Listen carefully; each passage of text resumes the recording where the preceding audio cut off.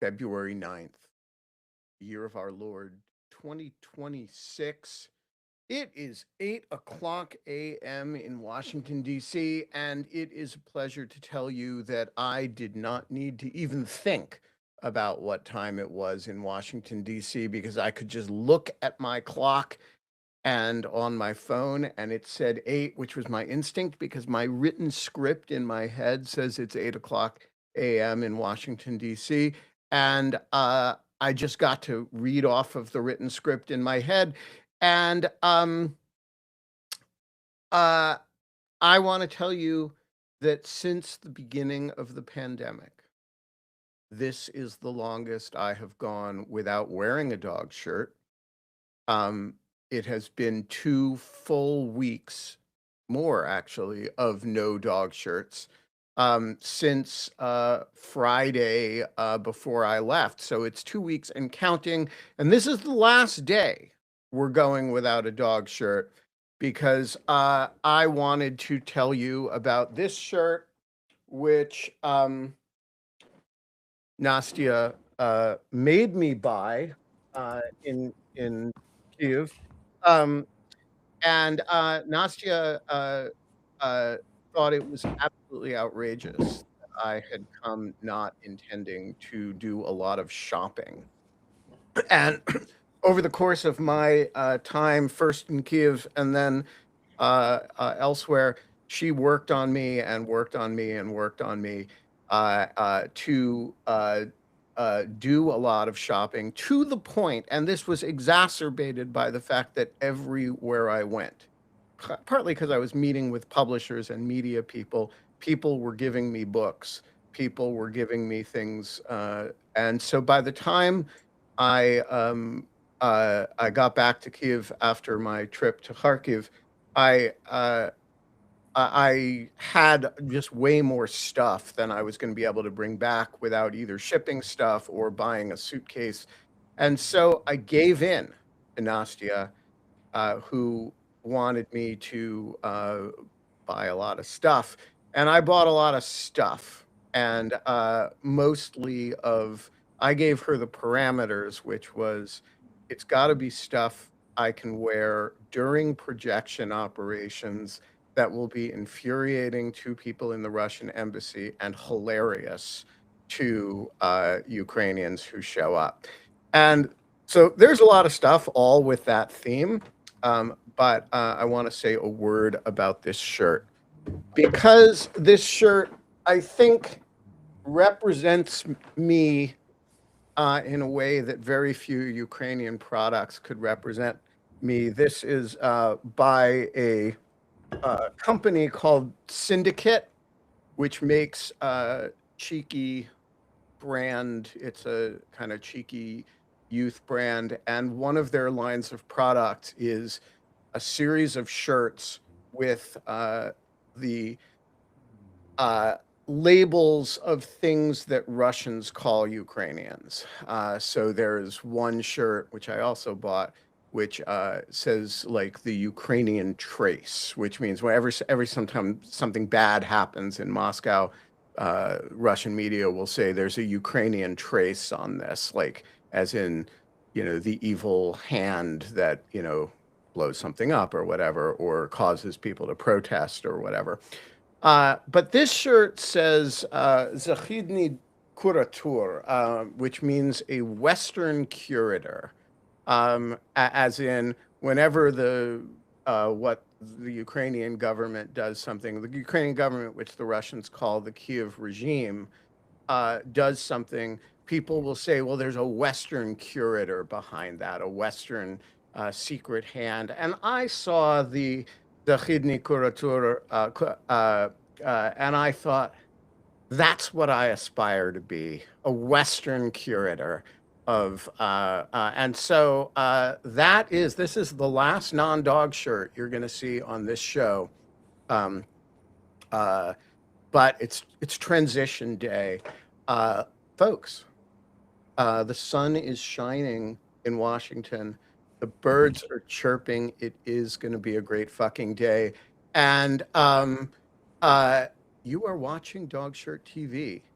and it is a goddamn revolution in morning television. And one of the revolutionary features is that I don't always wear dog shirts.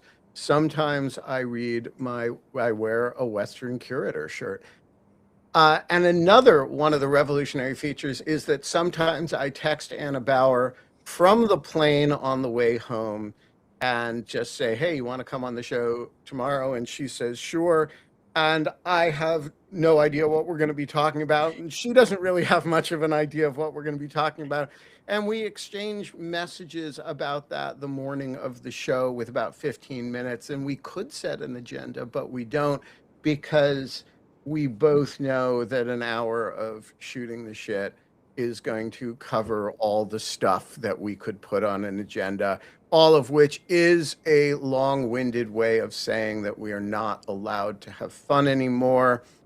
But we are allowed to have Western curator Anna Bauer back on the show with me in my usual host chair with the Guy Fawkes print behind me and a sleepy Bob Mueller leaning for support on the, I don't know what, I still don't know what she is, maybe a flower saxophone playing non-cactus.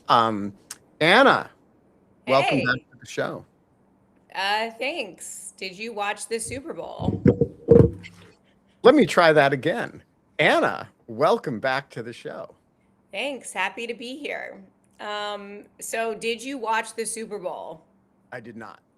Oh, The well, better question would be, did you even know the Super Bowl was happening? I did not until I went to this place around the corner and I was gonna sit there and like eat dinner and like look at my computer and edit this piece that I've been working on. And they were like, you can't, and it's like my local like Canadian sports bar. And I went in at like 6 o'clock and they were like, you can't sit here. And I was like, why? And they said, you have to have a reservation because the Super Bowl is happening. Was this yesterday or a week Yeah, ago? this was yesterday. Oh, so yesterday Um, was Super Bowl Sunday. See, I didn't even know that. I was vaguely aware that the Golden Globes had happened because I got a New York Times alert about them. Like what when New York Times alert did you get about the Golden Globes? Like, I what don't even remember. I happened? don't remember. I don't. Like it wasn't like I was paying attention to it. But the Super Bowl, I didn't. I didn't even clock that it was happening. Yeah, so the Super Bowl happened, Bad Bunny performed. And my question for you, my second question for you is, do you even have any idea who Bad Bunny is? Oh, John says he wonders if I mean the Grammys. I may mean the Grammys. Well, Um, they both have happened in recent times. okay. I was dimly aware that there were awards as all, and yes, I do know who Bad Bunny is. But it is only because of the caucus at Lawfare that makes fun of me for not knowing who people in pop culture are.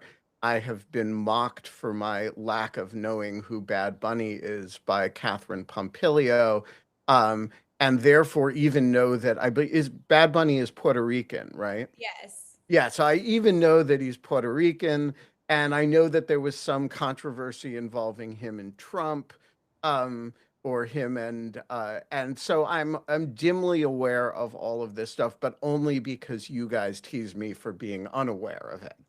Well, I don't really know what the specific controversy with him and Trump was, other than like Trump has been really mad that he was picked to perform at the Super Bowl.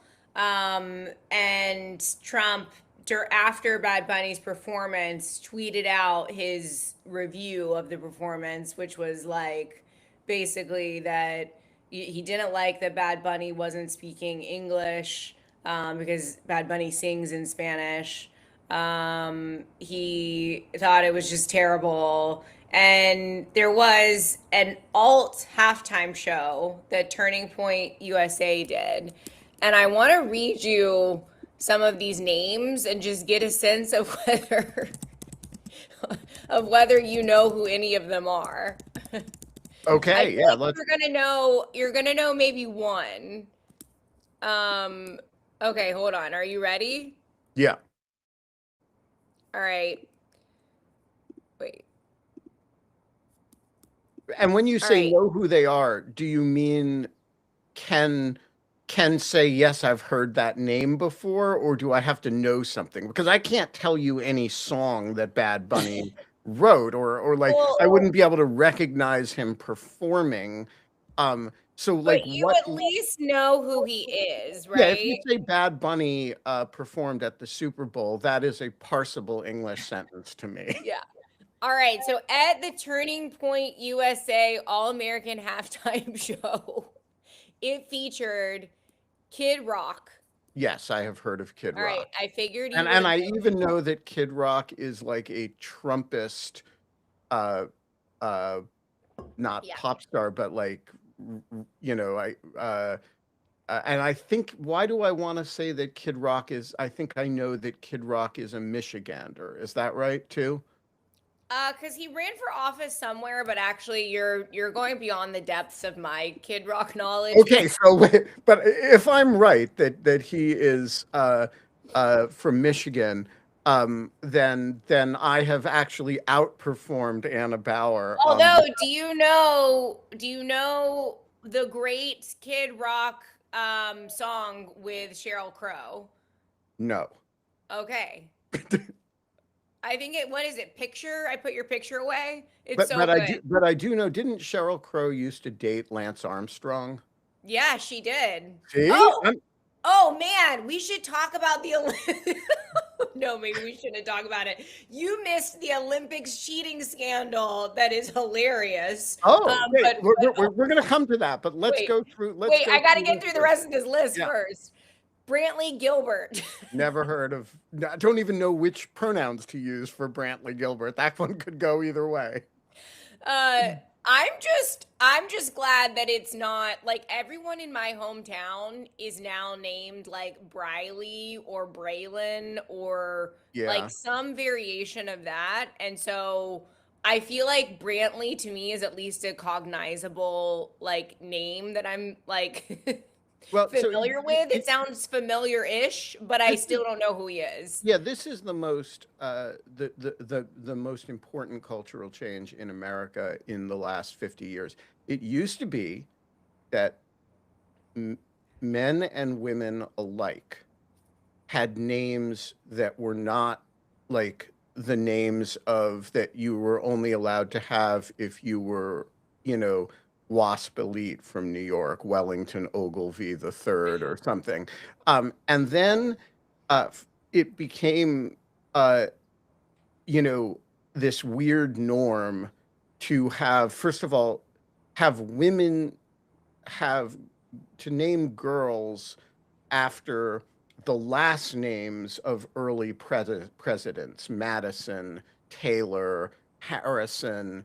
You know, these are, this would have been unheard of, and there are no women my age named, you know, Brigsley or whatever. Right. Brigsley, like, but that's the kind of names people are getting in the South is Right, like Brigsley. I would right. have meet a Brigsley and not be And surprised. then you can't, um, y- y- y- and then they started naming boys that stuff too. Yeah. So that now, you know, an American Southern name or any name actually, because it can happen anywhere, is you can't actually tell whether the person is a former president. Their first name makes them a former president or, you know, a rural girl. And I think this is, you know, everybody's walking around with a name that makes them like they walked off the set of Metropolitan or Barcelona or you know, and I think this is a lamentable trend, and I think we should go back to But naming boys John and girls Amy.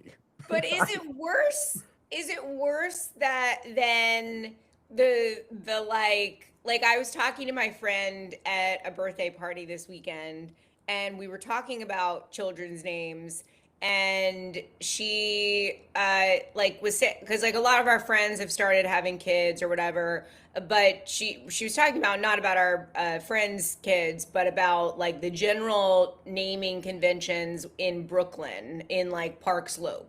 And she was saying like it's so crazy because everyone is named like Juniper or Aphrodite or like like You're something. not allowed. So if you are Greek, you are allowed to be named Aphrodite.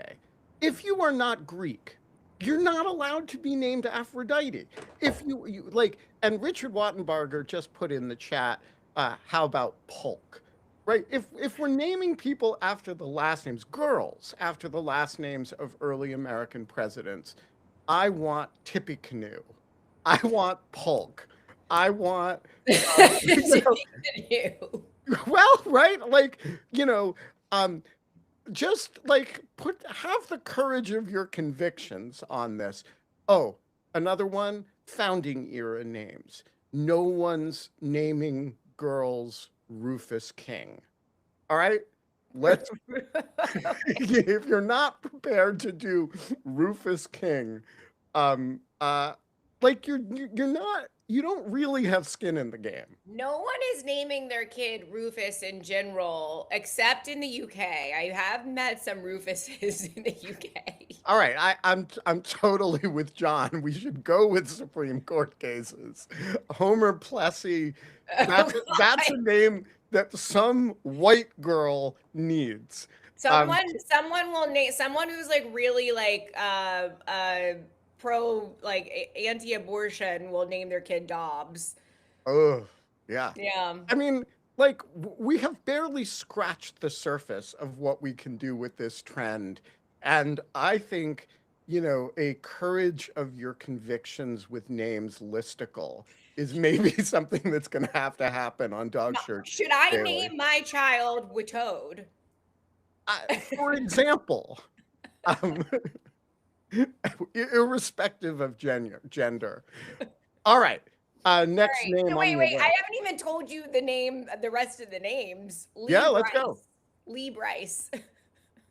Never heard of Lee Bryce. All right. Final name on the list, Gabby Barrett. Nope. Don't Hey, know I'm any of one these for people. four, one for five, or whatever it was. Yeah, I mean, I would say, and that's like, okay, Bad Bunny. Let me give you some of the other Bad Bunny performance, like who Okay. showed up. All At the right. actual All Super right, so Bowl. let's compare. You're 1 for 1 with the Bad Bunny gang right now because you knew who Bad Bunny was. Okay. All right, I got two more for you. Lady Gaga. Yes, I am aware of Lady Gaga.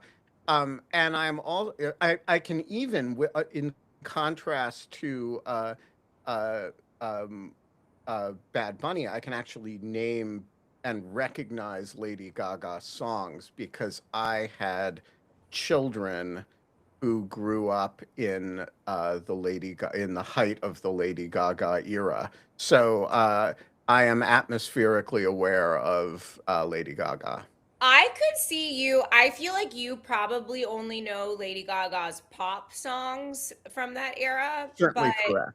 but I feel like you actually would really appreciate Lady Gaga as a vocalist and as a like artist who like she's got the pipes, like she can sing, and I could see you really liking some of her slower stuff because All it's really right. cool. Well, Um, we're gonna have to we're gonna have to look into that. yeah, okay, so final one on the list, Ricky Martin. Okay, so I cannot that name does not sound unfamiliar, but I can't identify. If you had just said Ricky Martin, I don't think I would have said pop star. So I'm gonna go with if we're doing honor system here, I would go with sort of leaning no. Okay, all right. All right, so we're like 2.5 out of 3. Those are the people who like performed, but I've got like two more for you of people who were just on the set who made little cameos in with Bad Bunny. All Okay. right. Cardi B. Yes. Really? Yeah, but maybe because of Party you. list. Interesting. That's how I know about Charlie XCX too. It's just from knowing you. Oh my gosh, I wish Charlie would have made I wish Because that all of Charlie a would have made an sudden we appearance. started debating whether things were brat or not. Yeah, And that required explanation, and therefore I know who she is. Charlie has a new movie out. All right. Anyway, all right, last one. Pedro Pascal. No. All right, he's an actor, so maybe you're thinking like in the musician world, but he's an actor. Yeah, well, what's he been in? He's been in, okay, oh my gosh, what hasn't he been in recently? He was in The Fantastic Four, which is not a Ben Wittes movie. He has been in that HBO show about the zombies. The name is escaping me, but everyone really liked it. Someone in the chat is going to help me out with this, I'm sure. Last of Us, thank you, Andrew. John He is Hawkinson says he was in Game of Thrones. Who was he he was in? in Game of Who Thrones. was in Yes, Game of Thrones? he was like the brother of he was like the Sands, right? Someone oh, he was in Martell, never mind. He was Hmm. over in Martell. All right, Um I have not seen enough of Game of Thrones to know who that is, and he therefore, was like he got into a big fight with a guy in like the little pit, like a duel situation, and he died, and everyone was very sad, kind of gladiator-esque situation. I don't know. no, I can't go with I don't know the name, but I've seen his work because I think I don't know the name and I haven't seen his work. He most recently was in The Materialist, which was the new Celine Song movie with Dakota Johnson, and it had the most crazy that movie. I still laugh every time I think about it because I kid you not, the like huge plot point in that movie was that it turns out the character Pedro Pascal was playing, which was this like really handsome rich guy who was like sweeping Dakota Johnson off her feet. uh, the big plot point of the movie twist was that he got that surgery that people get on their legs to get like 6 inches taller. Like, you know, where they like literally put like an implant in your femur or something to make your and then like stretch it out so that you become taller. Don't do that, people.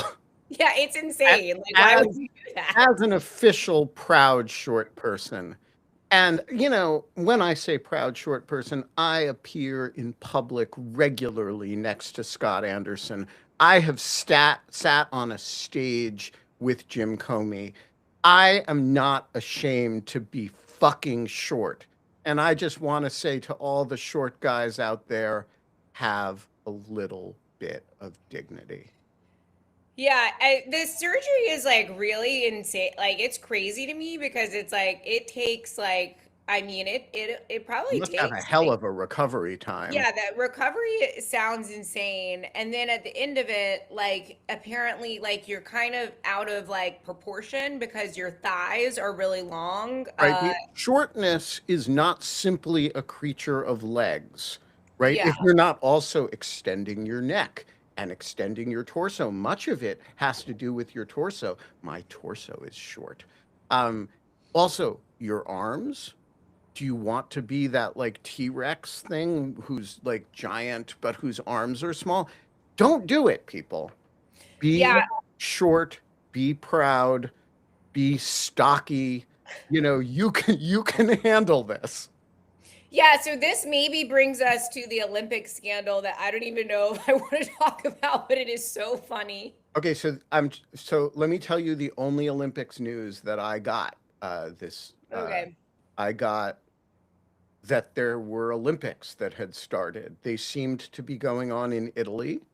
Um, and Lindsey Vonn wiped out and um, uh, I think I was supposed to be very sad about that. And um, that is all I know about the Olympics. I don't think I even knew there was a bobsled at the airport in Zurich that I spent about a minute looking at because I've never been up close to a Olympic bobsled before, and sledding races, particularly skeleton and luge, are matters of interest to me. As a child, I always wanted to learn to do luge.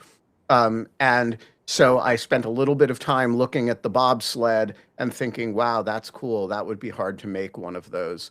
And that is really about as far as I got with the Olympics. All right, well, let me give you an update on the Olympics. So one, JD Vance got booed, but then it was mysteriously kind of like cut from the broadcast of some of the American programming. So that was interesting.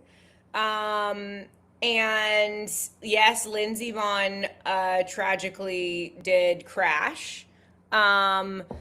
After tearing her ACL, and everyone kind of was like, wait, I don't need an ACL anymore, because she was just she tore her ACL and then was just kind of like gonna compete anyway. And it was kind of incredible. But I don't think the crash was related to the ACL. I think it was just related to she clipped a gate on her run. Well, clipping a gate is one thing. I mean, the question is whether at those kinds of speeds you are more likely to do something like that if you're even a little bit impaired. I don't know how you can ski professionally at that, with a torn ACL. I just don't know how that works physically, and maybe the answer is it doesn't. Yeah, but the big scandal of doping this year is a penis enlargement scandal with the ski jumpers, but the ones who wear these suits. Do you know what I'm talking about? Like Skin suits? they have to wear these suits. I don't even know. Someone in the chat tell me what this ski jumping like suit is called, or what it's for. It's basically like it's like they have certain suits, and it depends on the size of their body, like what size suit they get, right? And if you have more suit relative to your body, then lift. you get more lift.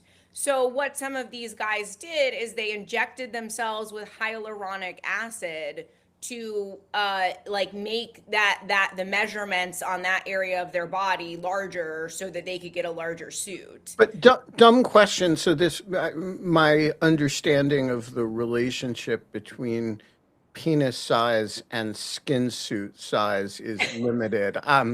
Is the theory here that like, because I would think if you want a bigger suit, you would want more massive shoulders, or something that actually takes up a lot of space as opposed to a relatively small amount of space. I would think the same, Ben, but okay, is the theory that you can only enlarge your shoulder and chest size with drugs that are prohibited, but you can maybe get away with penis enlargement by with drugs that are not prohibited?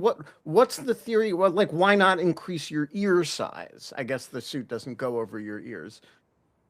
Yeah, I have absolutely no idea what the answer to these questions are. If anybody in the chat has answers and you want to jump in, let us know. But it is, to me, just a hilarious Olympics doping scandal, because like you had like a full New York Times like alert on this hyaluronic acid scandal. Did you know, Anna Bauer, that the only time I have actively gotten engaged in an Oscars matter, like I actually put my professional prestige behind a campaign for an Oscar, involved an Olympic doping scandal. Oh, and by the way, I prevailed. The film that I advocated for and hosted an event for at Brookings and wrote about repeatedly, in fact, won the Oscar for Best Documentary that year. Oh, wow.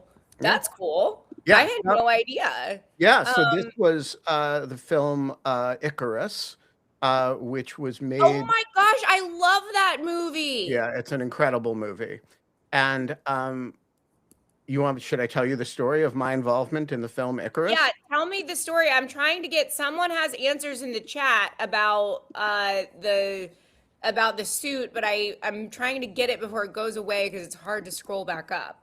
But yes, All right, while I'm so doing that. here's my story about Icarus.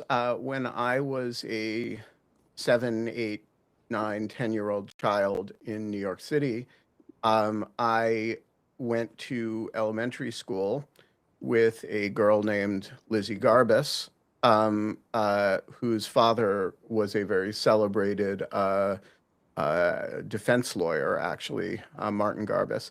And we were not we weren't friends or close or anything, but we knew each other and we were in class together. And early in the situation, part one, um, uh, I ran into this was right around the time that I was uh, outed myself as a friend of Jim Comey's and did some public speaking on the subject. And uh, I noticed that a filmmaker named Liz Garbus was retweeting a bunch of my stuff, and I recognized her immediately, like you and I went to elementary school together. And I tweeted that at her, and I think she must have thought I was hitting on her or something. She thought I was crazy. And then we DM'd like Bank Street. Oh my God, yes, right. Like, and it was, and we reconnected after 40 years or something. And Liz is a very serious documentary filmmaker. The reason she was interested in the stuff that I was tweeting was that she was working on a documentary about the New York Times. She had embedded in the New York Times, but she'd done an incredible movie about Nina Simone. She's a very celebrated documentarian. And her husband um, is not a director, but a producer of documentaries who was working at the time with this crazy guy, Brian Fogel, who is on this movie. And so when a few weeks after Liz and I kind of randomly connected on Twitter, um, they had a screening of uh, Icarus, which was in Washington, and they invited me to it, and I went. And if you think about like what is a sports movie that is solidly within Lawfare's orbit, Yeah, it's that right? one. Like, It is, it is very much that one. and so I go to this movie expecting it to be like something I was doing because like an old long lost friend. Uh, at, and I am completely blown away by the movie. So I set up a screening of it at Brookings, and we have Kogan and Fogel come on the Lawfare podcast, and I wrote a long review of the movie on Lawfare. And a few months later, the movie gets nominated for Best Documentary.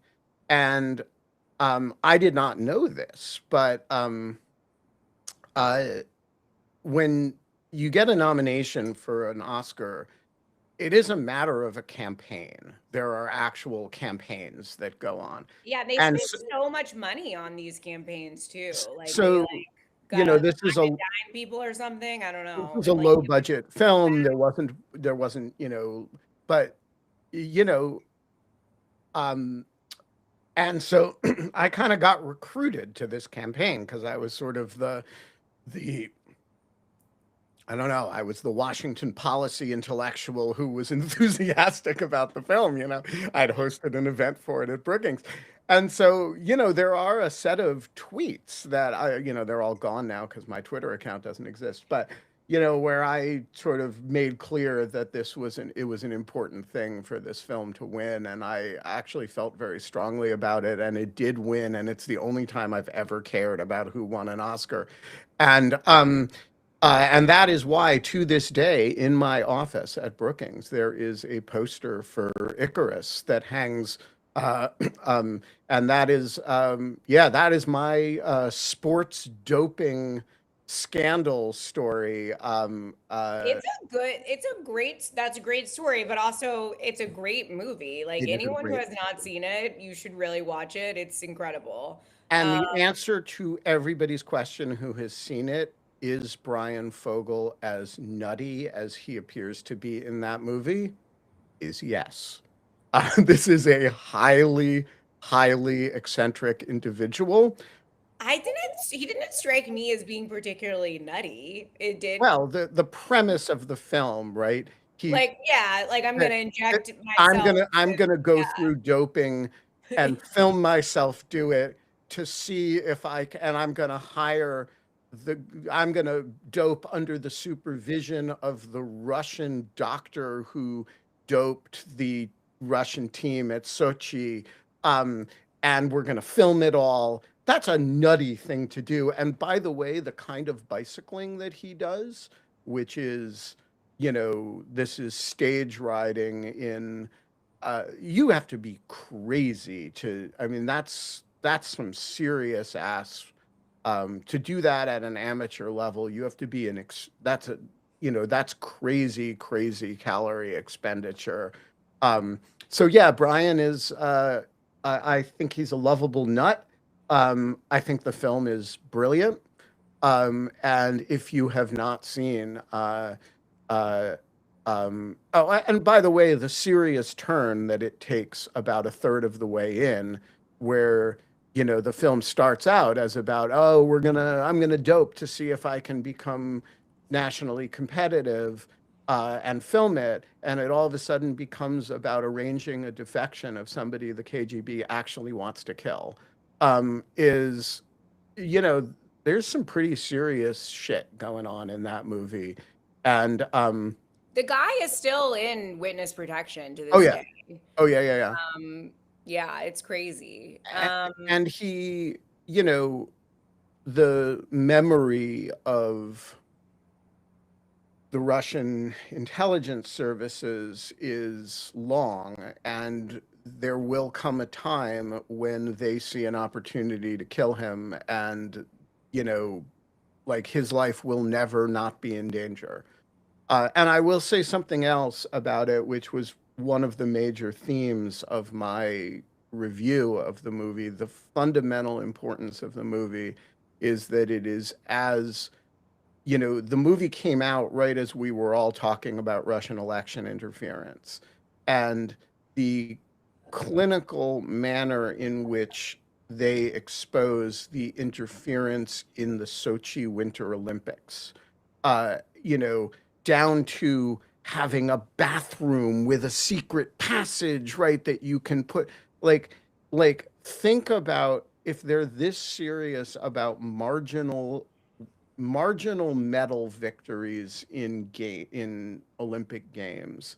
Think about um, what they will do on things that actually matter.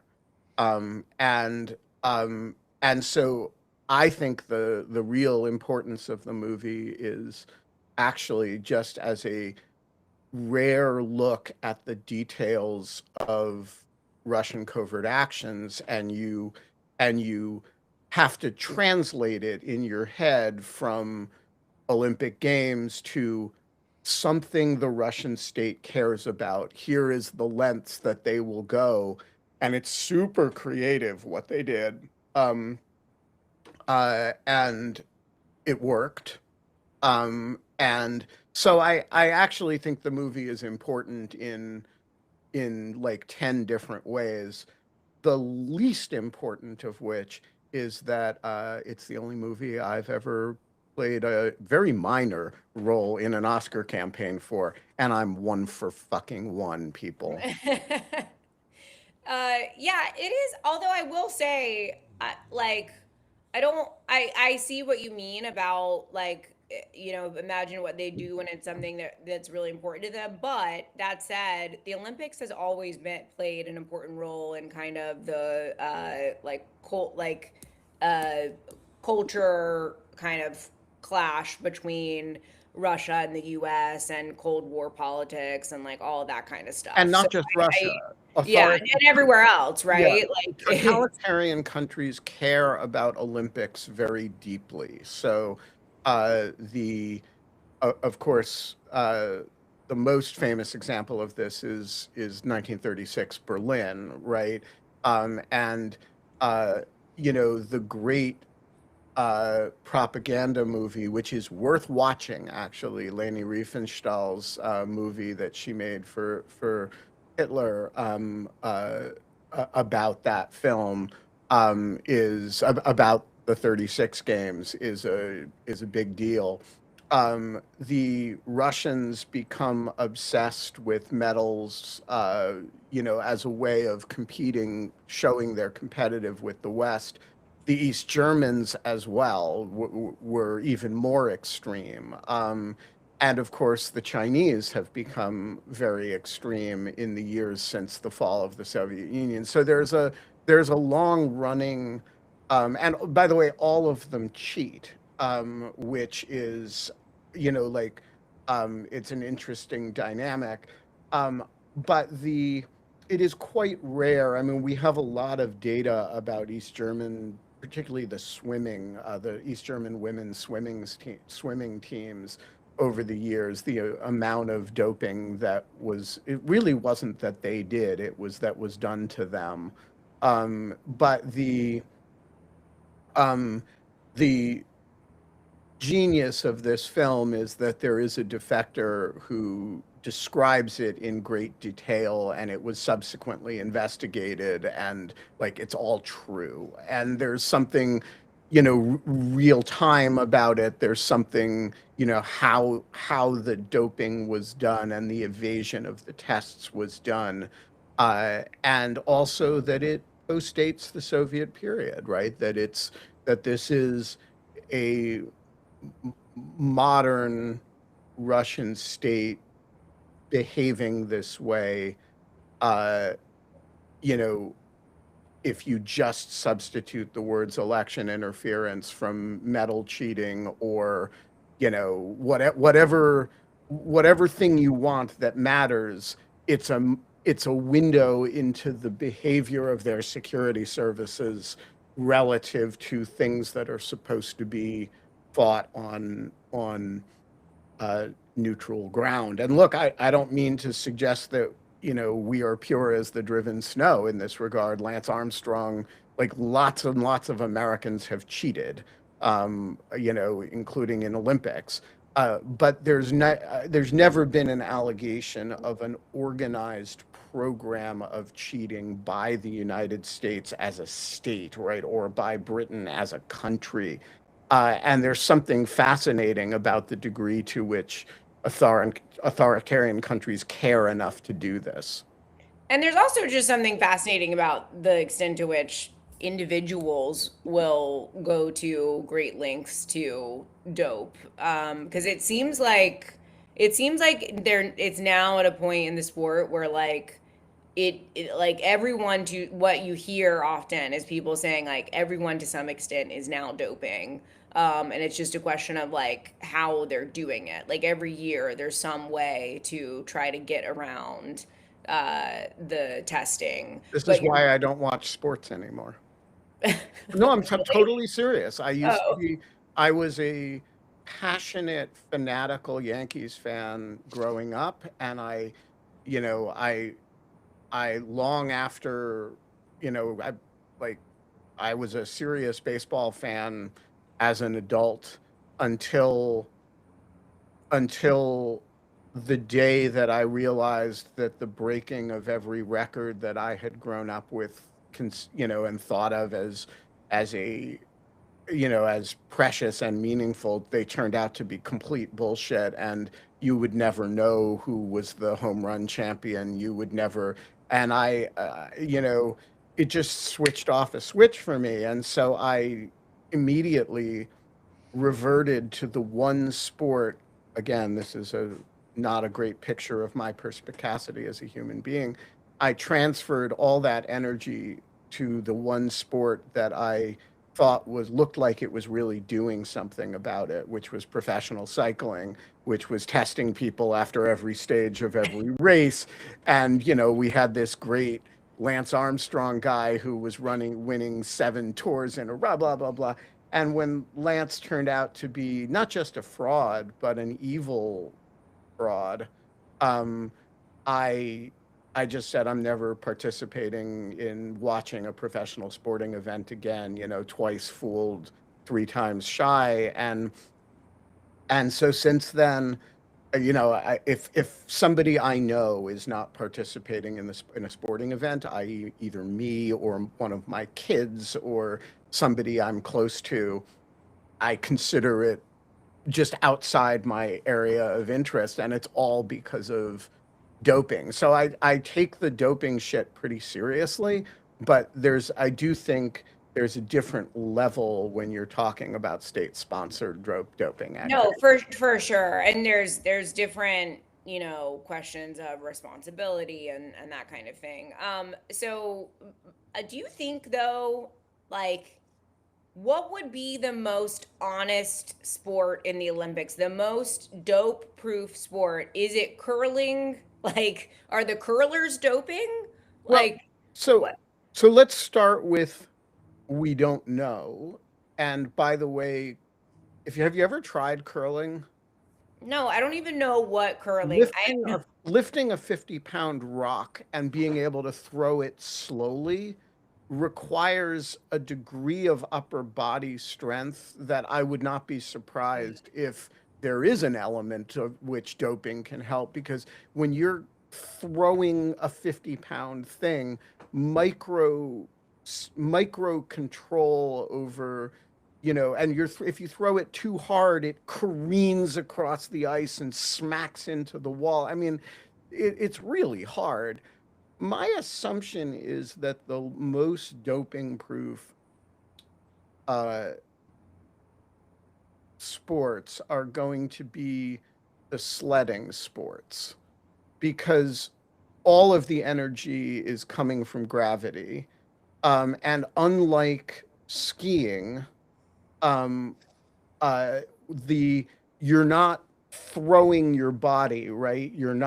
You're doing these tiny micro movements that I mean, it's a little bit like, I think, uh, you know, breath control, and um, they're almost more like yoga than so my guess is, you know, that if you're on a luge, or I mean, a bobsled is a little different because you're pushing it to begin with, and you know, I wouldn't be surprised if there's some raw strength advantage you can get from, but like skeleton or luge, what would be the advantage that doping would give you there?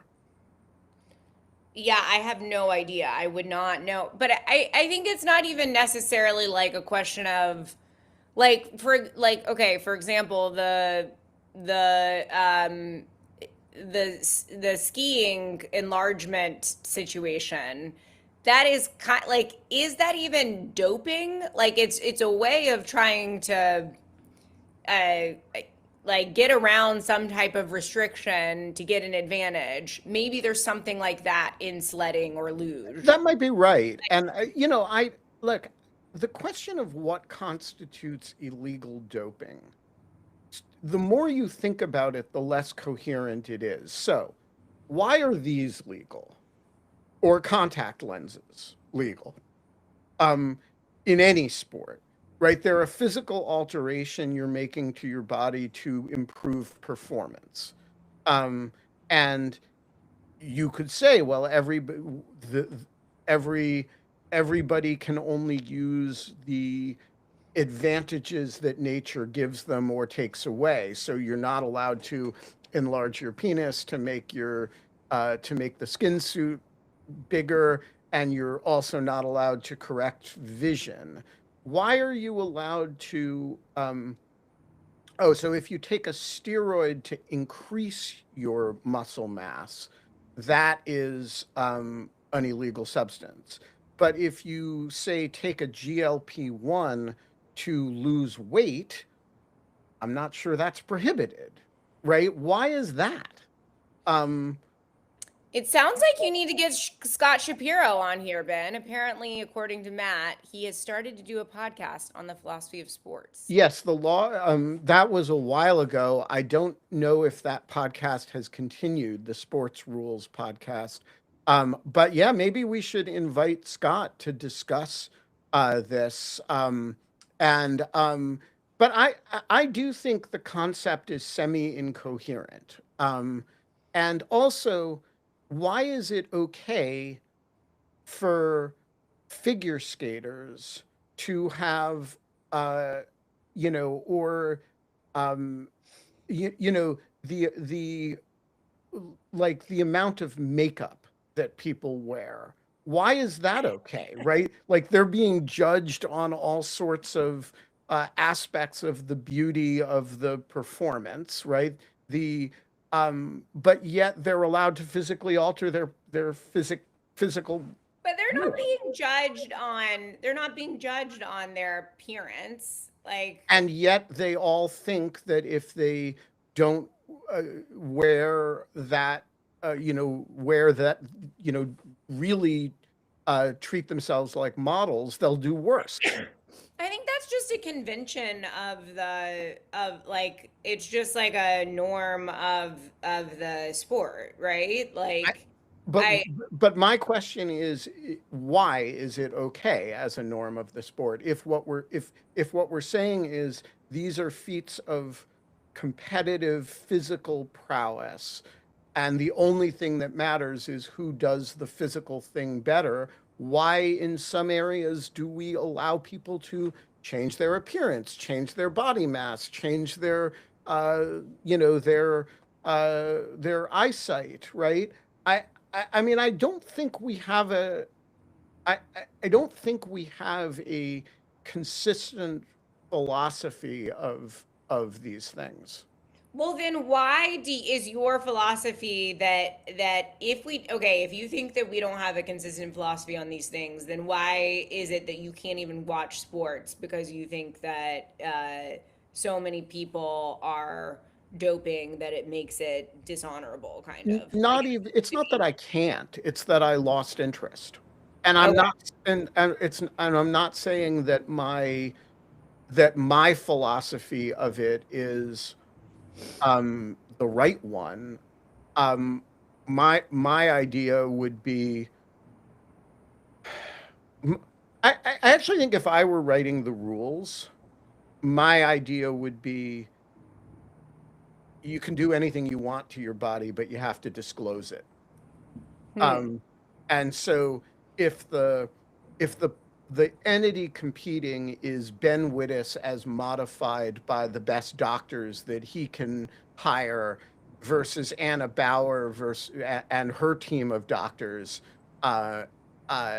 just like let's lay out on the table who's competing here. But it's not fun to watch a competition between someone who is doped up in a superhuman way, because like it really does make a significant difference, right? To like it's you want at least the fiction of thinking that these are people who are competing on like whether they're doped up or not, like that these are people who are competing on an even, like it makes something about the entertainment aspect of watching sports less fun.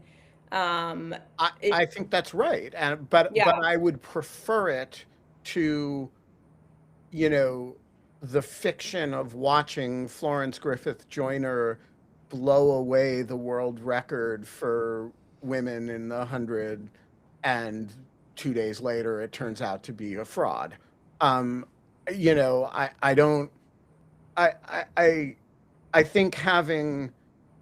But look, I don't know what I think the solution is. My solution is I'm not interested in this shit anymore, and and the engagement that I want to have with this world is that I go to a gym and punch and kick things, and it's just like what I can do with my own body and what my kids could do with theirs, and our friends, and but I'm not saying that's the right answer. I'm just saying that's how I emotionally reacted to having things that I can't tell you what 61 home runs in a year meant to me as a child, um, and to have that not just beaten, but beaten repeatedly and quickly and by a lot, and to have it all be fraudulent. So that today I don't know what the actual home run like. If you say, okay, morally, who has the record for home runs in a season as a moral matter, I have no idea what the answer to that question is. Um, and once you say that, I don't know how to tell a 10-year-old kid that actually means something, but it sure meant something to me. And and I know that when Cal Ripken beat Lou Gehrig's consecutive games played record, that was meaningful because you can't dope your way to consistency over time. There you go. But so I know that one, much as I loved Lou Gehrig, was that one has an element of reality.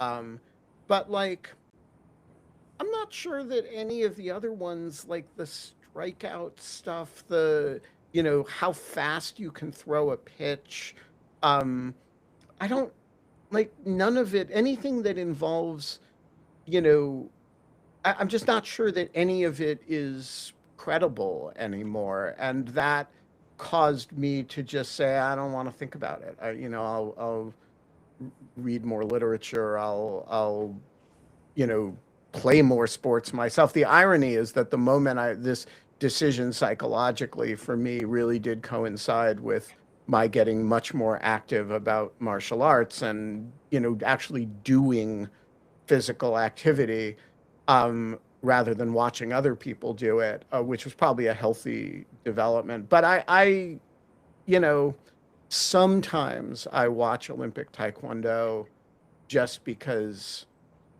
I have enough physical experience doing Taekwondo to know how extraordinary the physical acts that I'm watching are. And so, but basically I don't do sports as a spectator anymore. And I regret it because I think I actually did enjoy that quite a bit.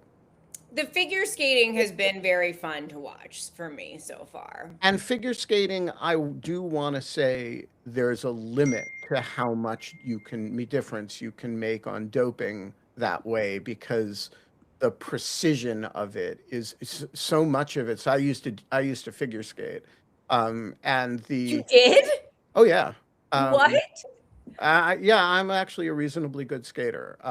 And I have taken figure skating lessons, and I know my way around an ice rink on figure skates, on hockey skates, and on speed skates. I and speed skates are my love. I think speed skating is one of the, but I would never watch Olympic speed skating because my assumption is nobody whose calves and thighs are that big should be assumed to be getting them naturally. Like nobody. And Well, you should watch the guy who just won the 20-year-old from Virginia named Ilya, someone help me, Ilya Malinin, I think. Malinin, Yeah, he just did an incredible figure skating program yesterday. And yeah, they call him the quad because he does like all these good. quads. I don't know. But he like honestly, this kid, I watched it and I was like, I don't know anything about figure skating, but this is incredible. My suggestion though, that someone I am stealing this from someone else. I don't know who wrote it on Twitter, but I think it's a brilliant idea. Is that before every performance in an Olympic sport, they get one person who's just a normal person who can't do with normal abilities to go out there and try to do something that is the same, and then you can compare so you can really start to understand exactly how good these people are at their sport by just having one round of like normal people doing the sport, Right. and it That's looks actually a great incredible by idea. comparison. So I would be remiss if I did not mention Eric Heiden before we close the show, because in my world of sports heroes, I am like Fred, old enough to remember the 1980 Winter Olympics, which everybody in the United States remembers for the so-called Miracle on Ice, where we beat the Russians in ice hockey. And yes, that was magical. But for me, the most magical part of the 1980 Olympics was Eric Heiden winning 5 gold medals in speed skating, which was the thing that caused me to first be interested in speed skating. And his sister Beth, I believe, won a bronze as well. And by the way, he took a break from medical school to do these Olympics, and it was just one of those great stories. And those are, by the way, the 6th gold medals that the United States won in 1980 at the Winter Olympics at Lake Placid, where there is still a speed skating track, and it is unfortunately the closest speed skating track to Washington, and therefore it's kind of hard to be a speed skater in Washington. Folks, we're going to be back tomorrow. The estimable Emily Hogue is going to join us. Emily Hogue, as you will recall, expert on Russian mob, all things Russian organized crime, but she is also a fan of much Soviet architecture, which is a very unpopular opinion. And I have just returned from Kharkiv, where I saw for the first time in my life Soviet architecture that I thought was pretty freaking cool. So I am excited to have a conversation with Emily about Soviet architecture and other stuff. So we're going to do some Russian mob. We're going to do some Soviet architecture. We're going to do some whatever else comes up. There may be dog shirts involved because Emily is serious about antagonizing her spouse, Quinta Jurecic, by wearing dog shirts on Dog Shirt TV, which Quinta really disapproves of. We're going to be back tomorrow, and you're going to be okay until then. Keep the faith, pray with a raised fist, and remember that if you marry, you will regret it. And if you don't marry, you will regret it. And if you kill yourself, you will regret it. And if you do not kill yourself, you will regret it. As Kierkegaard once said, this is the essence of all philosophy. Have a great day. See you tomorrow.